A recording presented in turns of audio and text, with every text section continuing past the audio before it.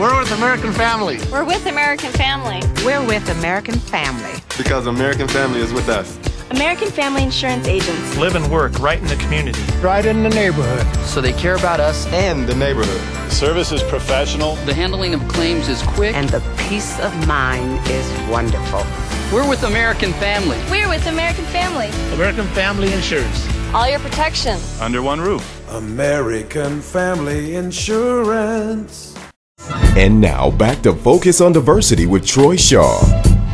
And welcome back to the program. Let's get into our third segment. Michael Richards, Lord, what can I say about this guy here? At a comedian show in November, former Seinfeld star Michael Richards unleashed a vicious racial tirade at some alleged hecklers that interrupted his act. We all seen the video, gentlemen. This man just threw the N-word every which way and didn't care who saw it. And now he can't use alcohol as a problem. Robert, when you saw it, what was your impression?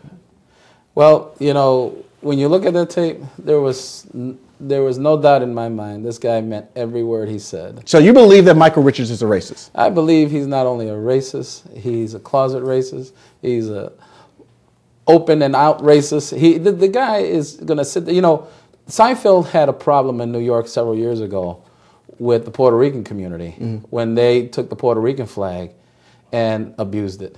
And there was a big protest then. And he made some ridiculous statements then. This happened at this nightclub only reinforces for me that this guy is none but the biggest bigot out there. You know, it's interesting because, of course, Michael Richards is someone that a lot of people love. I mean, you got Jesse Jackson sitting back letting him on the radio program, so he must be okay to a degree, right there, Steve? It's regrettable. It's indefensible. The only positive thing that came out of the whole thing is that it, again, put a focus on diversity, to coin a phrase. It put a lot of people, put it on their radar screen. And but he repented, Steve. He repented. Well, we give people second chances, don't we? I don't know what's in his heart. What he said was indefensible. What's in this man's heart is that he don't like black people, and that's quite obvious. Mike, what do you think about this the interesting thing is one of his comments was that he grew up in a black neighborhood where he heard the word. Well, you know, I'm not excusing what he said, you know, but I'm among those who don't use the N-word, period. So I have a problem with all of these black folks who now get so upset with him using the word, yet I hear ministers, politicians, doctors, and lawyers using the word. So, you know, at best I'm saying that you're hypocrites. Now, I understand their rationale, they're going to redefine the word, etc. They're going to take the sting out the word. Well, did it work? Were you insulted by his use of the word? Because it wasn't, Mike, it wasn't, now here's, it wasn't said by another brother or sister. It was said by someone who don't like black from the very core of its essence, Mike. I found the word to be offensive no matter who uses the word. Would you think he's sitting, growing up in a neighborhood where black people all around him are using the word. It goes back to the rap song that J-Lo did a few years ago, and some black folks had the nerve to be offended because she used the N-word. I said, you're a hypocrite at best. Well, here's the point. Brothers and sisters get together all the time, and you know what goes on. I mean, in the hood, we use that word. That word is used to say, "Hey, what's going on?" And so the word is offensive to all of the black people who fought and died for us to take these steps forward. And now we're going to turn around and desecrate their memory by using the word. And then you got the nerve to get mad because a white guy uses the word. I said only us who don't use the word have a reason to be mad. And let's go now from the frying pan into the fire with our next subject. Michael McGee recall election. Alderman Michael McGee has a tumultuous year full of scandal. McGee is facing a recall election that could ultimately cost him his position.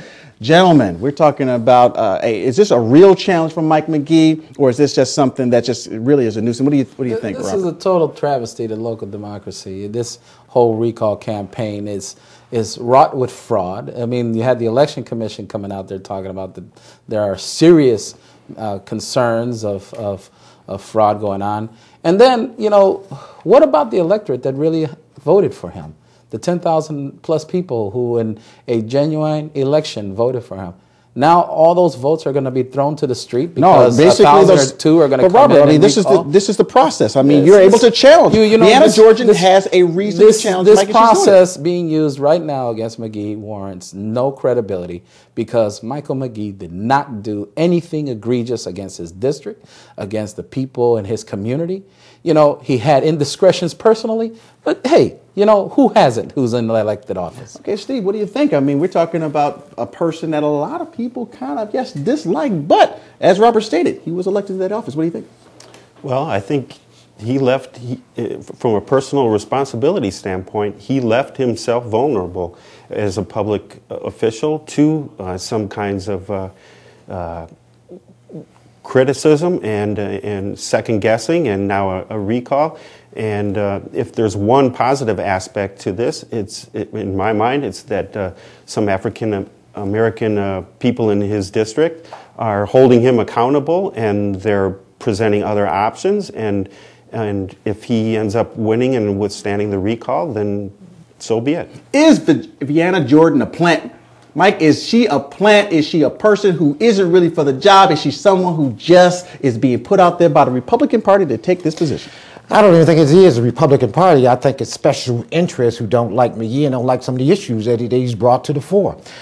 She has not been able to articulate clearly to me and most other black folks, you know, exactly why, you know, she has started this campaign, in part because here is a woman who wants to run for office in a predominantly black district, and she won't even address the black media, period. She has refused to talk to the black press. She's refused to go on black radio, so doesn't that imply something?